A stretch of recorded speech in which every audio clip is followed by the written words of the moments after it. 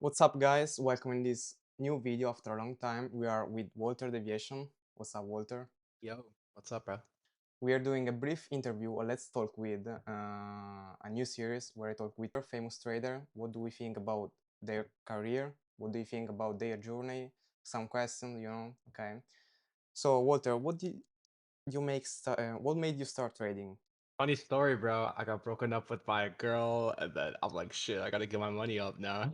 Okay. So No, you because were like all my life, I always did shit for other people, never really did anything myself. So I was like, man, it's probably time that I actually do something for myself. And then like the intention of it wasn't to do it to impress someone else, make someone like, oh, do it for revenge. It was more like, nah, I need to like get my money up because I'm broke as shit right now, and I low-key want to be financially independent from my parents. So that's like so you went basically you why I went started. basically on a villain arc. Okay. And how long you've Hey, been don't put it trading? that way, bro. When you put it that way, it's kind of Well, corny, it's bro. that way. It's that way. Honestly, it's that way. Yeah, How long have you been trading? yeah. I've been training since last year of February, so 2025 of February. So I think it's been like almost a year and a half now. Yeah, it's not So, much. You've been trading. Been trading more than you, so it's oh honestly shit, inspiring to see how much you achieved in such a short period of time. Okay. So, what was the appreciate it, lowest bro. point in your career? And in that moment, what do you think about was the hardest to make you realize everything had to shift? Like, because we know both the trading is a very psychological job, and it's very stressful. And I think every great trader had a lowest point in their career. Okay. I think I've actually had two lows. My first low was obviously when I was unprofitable and homeless because like I needed to find a place to rent out and actually live because I was going to second year university and I couldn't live on residence for second year university. And my home, like where my family lives, we live like 2-3 hour commute, so like train ride away. And it wouldn't be reasonable for me to fucking commute 2-3 hours just to go to class. Uh-huh. People have done that, but like unfortunately, I'm not one of those people. I didn't want to do that shit. So over the summer, I had to figure shit out. And I worked full time in like the city I go to university in, but my parents again live very far away. So I had an option to either like freeload off my friends Hmm. in the city and live with them, or I had the option to stay at home with my parents and then commute early and late ass nights because I was working full time. So I stayed in the city, but then I did not want to freeload off my friends. I actually didn't sleep in any of their cribs ever. I grew up in this city, but we sold our house as soon as I graduated high school. And that house has been on the market for a while. So literally after a year after we started selling it, it was still there. So I was able to sleep in that house, but I couldn't be in it for like the entire days. Like I'd have to wake up early ass mornings and just leave with like everything in my backpack, make sure, nobody knew that I was there. Like Yeah. my parents knew, but I was not supposed to be there because, the fucking realtors, bro, they would not be happy if they knew some random ass kid is sleeping in a house that's supposed to be vacant. Yeah. So that was like where I was homeless in a sense. Yes, I would have a house to sleep in, right? But it's an Hmm. empty ass house, right? There's like the most there was like a carpet and like a tiny ass furnished couch, right? And I couldn't fit on that shit. But during the days, I would backpack around like with my laptop, chargers. I would go sit at food courts, libraries, malls, just so I could charge my shit, get Wi-Fi, and learn how to trade. And I made a YouTube video about it, but like there's a clip where one of my friends caught me at like a local food court. It was pretty embarrassing because I was like, "Fuck, man, this is like such bad looks." And then I was telling him how I'm trying to make it with day trading. He didn't like jump on and not believe me. He was like, "Oh, that's really interesting, man."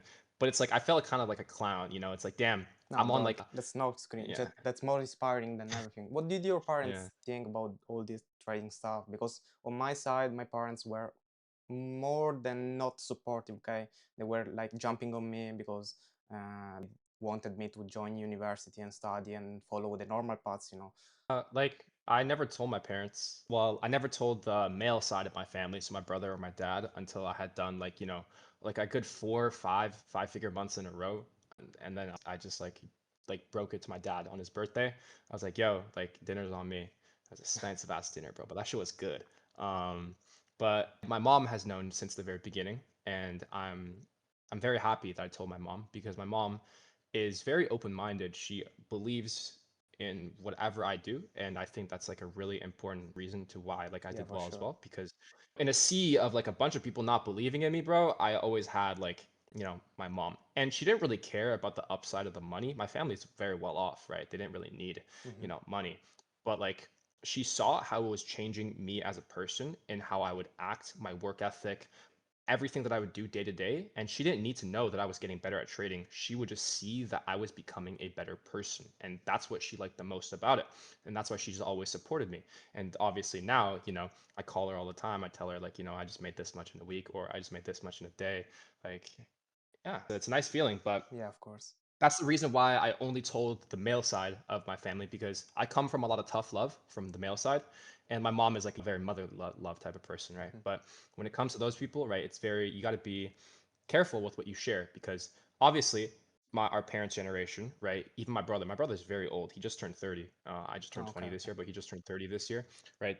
Their generation doesn't necessarily believe that internet money is a real thing, because it's hard to fathom that you can make someone's like annual salary in a month on the internet. So it's pretty crazy, but yeah. Yeah. And what about your friends? Did you tell all your friends you started day trading? Because for me it was that I told fucking everyone. Also, also not people that I like had straight relationship with.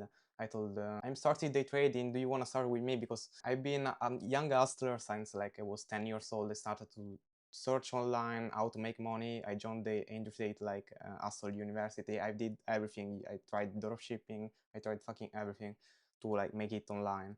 And once I started trading, I needed someone to start it with. But I realized that with time go on, that like it's a very selective job. So that if you're not talented, but like you need to be strictly prepared to stress and that psychology environment. Okay, you know.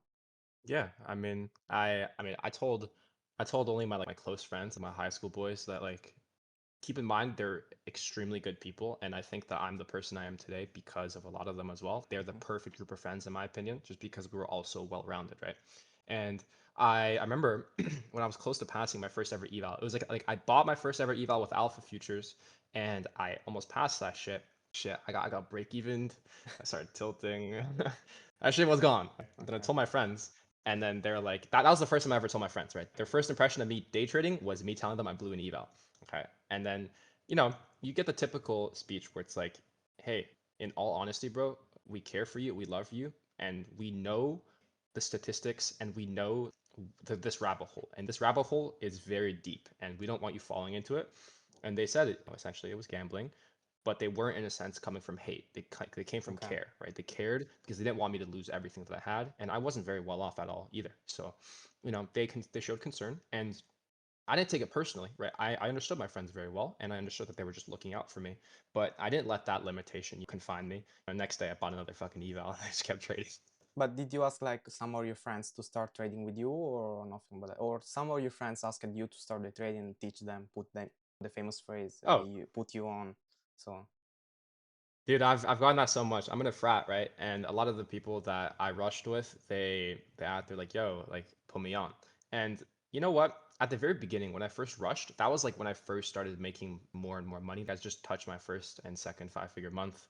I was feeling very generous, right? In my mind, there's nothing different between me and, like, let's say, one of my friends, right? But okay. end of the day, there we like the people who make it in trading, they go through something internally that rewires their brain and forces them to do this, right? This is our calling, and we have passion for this that a regular person can't replicate, right? I'm a regular ass person, bro, but like, something's happened to me that flipped the switch in my head and made me wire into this. And unfortunately, maybe other people have gone through worse, but that didn't flip the switch in their head to actually lock in on themselves, right? And that's the issue.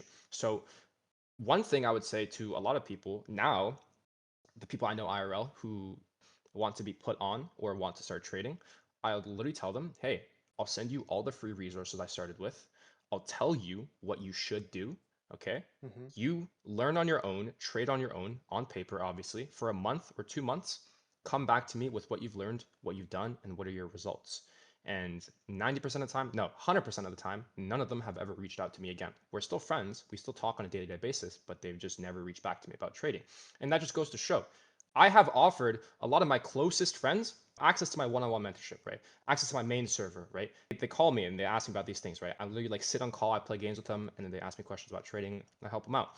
But end of the day, as much as someone wants it, right, they won't ever want it as much as you, and it will become very apparent in their actions. So, none of my friends are, making it anywhere with trading. And it's not like I'm just saying, no, I'm not going to put you on. You're not cut out for it. I'll just tell them this. It Yeah. brushes them off for a month or two. If they Hmm. return to me, then you know what? There's potential. And if they don't, that's on them, bro. So Yeah, that's unfair. But after all this, like, story with your friends and also science, we all know that 98% of day traders basically lose money in the market. Do you think it's more of a hard work and discipline thing, or do you think it's something where you need talent, you need a genetic factor to be a profitable trader, or at least a trader that makes good money off the market? I think what differentiates most people is the mentality. But like that's a very general term, right? When I say the mentality, I think of it like this, right? If you are a logical, rational person who is also determined and ambitious, it is very hard for you to fail at anything you do, even if the statistics are against you. Versus if you are, let's say, an immature, very emotional person who can't control themselves, but outside of the charts, right? I'm just saying like outside of the charts in your own life, you are, what's the term? Very fluctuative, right? Okay. You act on your initial instinct. You don't really think, right? You don't really process things. You don't really understand it, and you have a lot of regrets in life, right? We all have regrets, but like these types of people have a lot more regrets. And I think the reason why I saw success very early on is because I've always grown up with a very logical mind. I was playing chess ever since I was like fucking. I don't want to like lowball the age because like I definitely did not start playing that shit when I was like 3, but I started playing at a very very early age, like before elementary school, I would start playing Hmm. chess, and I played it all through elementary school, even into middle school, and then I quit after that. I just lost the interest to it. But that like wired my brain to be very logical, and everything that I do in life is very logical, right? If I fail at something, there's always a reason, and you should reflect. Versus those emotional people, when they fail, they always blame it on extenuating circumstances like external things, versus looking internally and seeing what you could have changed as well. And that's like what differentiates between a lot of people. You don't have to be talented, right? I know a lot of people who are extremely stupid, right? Book wise, Yeah. but they understand what they need to do. They understand how they can learn and how they can become better. And they can apply that onto the charts because they, as a whole, are very disciplined, not even just disciplined, logical people in real life. And that applies onto the charts as well, right? So All right, I sounds think that's good. really important. Okay, we talked about lowest point in your career, but what about the biggest point, the biggest achievement you in your career that made you stop for a second and realize how far you come since the start? Because trading is a game of higher low and higher high. So, what about the higher high? What's your biggest achievement in trading?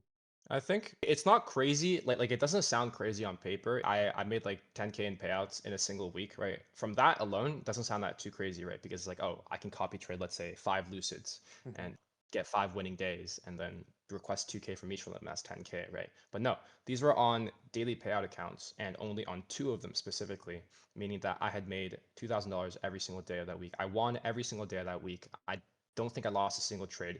And half of those trades were either me in bed or me. I just woke up 5 minutes ago, slapped the limit, and then just won. It was that week felt like the easiest week of my life because, um, yeah, like in like on paper, 10K in a week through payouts isn't the craziest thing because you can stack a bunch of accounts to do that. But I did that with two accounts, specifically Tradify Selects, and it was a very monumental thing because it's like Yeah. I had never done like I've never won every single day in the week so far. Like that hasn't happened since. That hasn't happened like ever before that either. So that was pretty big to me. And I remember I called my mom and I told her that I just made 10K USD in a week. And I don't really feel happy. And that's like where I kind of realized it's like, damn, it ain't really about the money. Money's never Yeah. gonna make me Yeah, happy, exactly. right? Me too. My first 10K month, I remember I didn't feel actually nothing. I wasn't happy. Like I was already aiming for the next goal. Yeah, exactly. Um, and also, what do you think is the difference between like that week that you made 10K with those two accounts between like a normal week? It was a psychologically different, a price action different, or it was like a perfect period of trading. What do you think? I honestly think I got blessed with the best price action. I can't Okay. even lie, bro. That shit was so free, but I also learned something from that week as well because Hmm. one thing in trading or in any kind of business in general is if you are seeing exponential growth, it is the last thing you should do is let down the gas, right? And what do I mean by that, right? During that week, I would win every single day to the point where I didn't give a fuck about anything else. What would I do? I would win, then I would just sit on my couch. Maybe I'd edit a video. Maybe I'd like do some posts. Maybe I'd like answer to some messages. And I would sit on the couch. Like I finished trading at 11 latest. And then I would sit on there for like till like 1 p.m., 2 p.m. In the afternoon. And I would do nothing.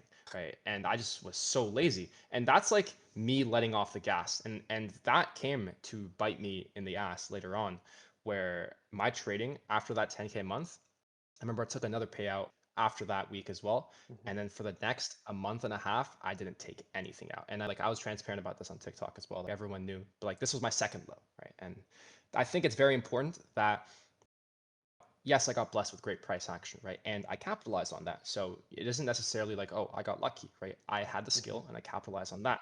But it's also because, the reason why I fell off afterwards was because I let my foot off the pedal, right? I lost all the gas, I lost all the acceleration I had, and now I need to slowly rebuild back up, right? Which is what I had to do. Of course. So Of course. Yeah, happened the same to me. What do you think it's the best advice you ever received in your trading career, or maybe the one advice that you never received that you wish you received when you started trading, maybe? I think I don't mean to like toot my own horn or like have an ego when I say about this, but like I think very frequently, and I think I'm very strong psychologically when it comes to what I know and how I interpret things, Hmm. because I also think that's the reason why I accelerated so much. But that's also because I was a very logical person and I came to these thoughts on my own. So a lot of things that I hear from, let's say, my mentors or like any of my friends doesn't really flip a switch inside me because everything is either I've already thought of it or I've already heard it and I understand it. So, oh, but one thing I will say, this is specifically applied on the charts. I even made a video about it. It's about how you backtest, right? If you're Hmm. backtesting, bro, you don't want to be backtesting through replay tool, trying to pretend like you're executing, right? No, you want to use as much hindsight as possible, right? Because the idea for backtesting is not to gather your data, right? You gather your data by understanding the model. That's by gathering data. They don't literally mean journaling all your wins and all your losses, trying to replicate your live execution, right? Through backtesting. No, you're supposed to have the entire day, all the important moves already played out. Using what you know, you apply that to the charts and find an explanation for every single move. A rebalance. Why did we rebalance? Why did we reverse? Why did we continue? Right? You got to find a reason for all of that shit, right? And that's how you truly learn. And I never understood that until one of my mentors, and they didn't directly tell me this, but I realized that that is how I would actually understand the markets. And frankly, it helps a lot. And a lot of people are going to Okay. disagree with me because a lot of people disagreed in my YouTube video about that. But that is how you should be backtesting because the only way you can truly replicate live market conditions is by trading in live market Yeah, conditions. yeah. So, So forward testing is the way, basically. exactly. Okay, okay. You talked also about you had a few mentors, right? Yeah. What do you think about like new buy that started trading and in since they look up to big trader in the trading space and everyone basically is selling a mentorship, okay? And they think, of course, this whole thing is a scam, okay? Do you think it's very important to have a mentor? What do you think about people that like didn't have one? What's the best way?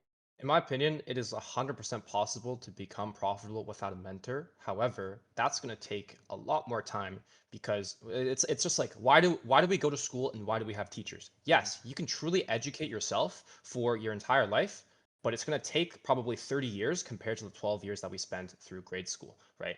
And that's why a mentor exists as well. However, when it comes to picking out correct mentors, you have to differentiate between the difference between gurus and mentors, right? Gurus and people who are actually trying to help you out, right? Gurus are typically the ones with the bigger names, the ones who are huge, mainstream, everyone knows them. They're so big to the point where they don't need to post a payout to prove Yeah. that they're real. Hmm. You just know them and you're like, shit, man, this guy's big, he has to be reliable. But you have to understand that gurus operate their entire thing as a company. They realistically do not have time for you And that's why they have sales teams, they have closers, right? They have like sales ops, right? Everything, right? And that's where the authenticity falls off. So the best type of mentor you can have, and like again, the reason why it's important to have a mentor is because same reason as why teachers exist, right? Mm-hmm. You want to pick a mentor that is niche, and niche in a sense where not that nobody knows them, but they are well known enough to the point where you can have honest testimonials from other students or other people who have experienced interactions with them, right? But now there's a fine line between niche to the point where you're going to get scammed because they don't post a single payout, or the good niche where they are not busy, they are not gurus, right? They will personally talk to you about everything that you need, right? And that is the best type of help that you can get. For example, my first mentor, Dutch, his mentor was Powell. Why did I go to Dutch instead of Powell? I heard a lot of good things about Dutch through TikTok comments, right? And I knew that Powell was a very big guy, and I probably would not get the direct guidance from Powell as I would from Dutch. Dutch had testimonials from students. Dutch has his own results. He posts a lot of payouts. He posts bank statements from his AMP account, right? And those are the types of people that you want to be mentored by. If someone is dodging your request to post, show a payout, show P&L, show this, show that, right? There's probably a reason. You can Yeah. ask me, you can ask Mateo for us to show a payout, dude. I'll You can go shit. your on your TikTok Let me pull up, account. shit, bro. Let me pull up my email right now. Let me pull up my email right Yeah, now. it's very Just satisfying to go on your email and watch the wise notification oh of payment yeah, received. search Rise. All of these, see Rise. It's so satisfying, bro. So yeah, that's the important thing. You should have a mentor that is niche, but they should obviously have results of their own and results from students. Right? That's the Yeah. most important thing. Because if a mentor, all he does is post student results, it should raise kind of flags, right? They should post results of their own. Yeah, that's why, in my opinion, the current trading space is fucked up. There is so toxic. Maybe like traders that are trading for 3 months and made a payout or selling a mentorship or a senior room. It's so crazy. Exactly. That's fucked up.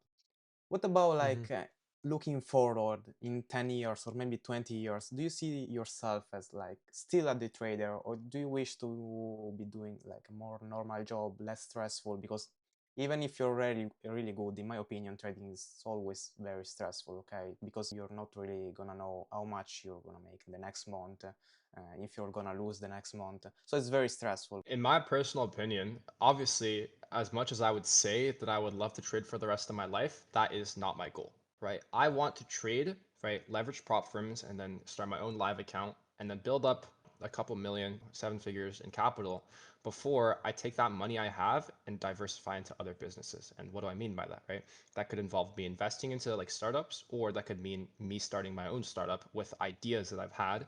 And, the reason why I post on social media is that I can build a lot of connections as well. I make true, authentic friends, but that also opens up, right? It's just like the real world, right? Where you go to networking events to speak Mhm. with these rich guys who work at banks, right? Yeah, exactly. Same thing with social media, right? You meet a bunch of people who are like-minded and similar to you, have insane business ideas, right? And potentially one of them could change your life, right? If you decide to invest in the right time. And as for specifically what I want to do, honestly, not too sure. But end of the day, I know that I realistically probably will not be trading for maybe after 10 years. But by then, I would have scaled up enough capital for me to let my money work for itself and retire, because I do not want to work another job. I've worked only one job my entire life, and that was the full-time job that I worked over the summer when I was homeless. And although I liked it, it just I didn't mess with it. Right? I didn't really mess with the idea of just constantly going to work. So end of the day, I think everyone should start, because trading is one of the easiest ways return. Your ROI is insane with prop firms, right? Yeah. Use prop firms, leverage, build up a fuck ton of capital, and then you diversify, right? You split your assets up. It's just like when you're investing, bro. You're not investing everything into like the tech industry, right? You're gonna invest something like agricultural, right? Like other shit. So yeah. Okay, and for last but not least question, what it will be the only confluence you would use if you like would have to trade with only one every day, every single day with one confluence? Because for me, for example, it would maybe be volume profile because I'm sticking to it since like February and it's very good for me. What about you? AMD. AMD. Okay. I will stand by that forever. I generally think like if I was forced to only trade AMD, no entry triggers, I could still do it. It'd be hard, but I'd definitely be able to do it Do, because do you think a lot of moves AMD lately. Yeah. Do you think Hmm? AMD will work also in 10 years or 20 years? You know what? No definitive answer to that, but in my opinion, it's gonna work for like the foreseeable future, just purely because of the logic, right? We accumulate to build up liquidity. We get manipulation, which is to sweep out the liquidity, and then we displace because we just grabbed all that shit and ran. So Okay, in my opinion, yes, because it works off the idea that retail traders are gonna lose. And there's a lot of retail traders. I am one, Mateo's one too. Anyone on a live account just pressing buy and sell for fun, they're all retail traders, right? But you gotta be on the right side of the market when that happens. So of course, of course. All right, thank you, Walter. That was a very nice interview. of course, bro. Let's hope we have second part maybe in the futures. If you have something to say left to any suggestion to new trader, maybe experienced trader, what's some tip Mm, you will leave to my YouTube channel? hey, it's cliche. Everyone says this, but focus on the result, not the process, because money will not make you happy. It's very easy to get stuck up in the mental that money will make you happy when you don't have money. But trust me, as a person who went from homeless to living in his own apartment in 6 months, turned their life around literally full 180. Money does not make me happy. I'm to this day, I'm still trying to be happy. On my whiteboard, my goals is literally to be happy, and I am in the pursuit. Obviously, it's easier to be happy when you have money, but money in itself will not make you happy. Money can buy opportunities that make you happy, but money itself, the figures, will not change how you feel. That's So, really true. But from you, I would have accepted the sentence, take the risk or lose the chance. Okay. take the rest or lose a chance, bro. Thank you.